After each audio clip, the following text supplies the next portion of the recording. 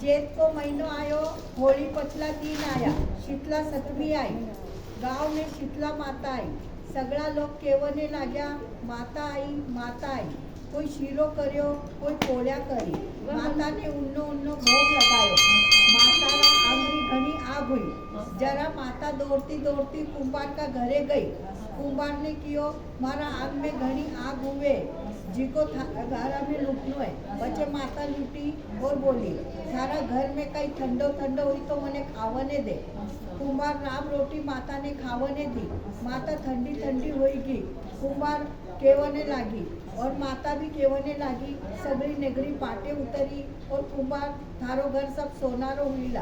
कुंभार बोल्यो सगळा लोग मने मारी कुटी, जना माता बोली सगळा ने मारा कने भेज दीजे, सगळी नगरी पाटे उतर गई, कुंभार को घर सब सोनारो हुई गयो, सगळा केवने लाग्या, कुंभार तू कण कर्यो के कामण कर्यो, सगळी नगरी पाटे उतर गई, थारो घर सब सोनारो हुई गयो।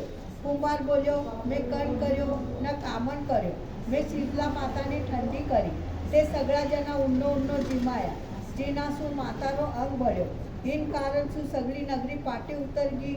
लोग पूछा माता कठे है? कुंभार बोले लीमड़ीरा झाड़ नीचे ठंडी छाया में बैठी है।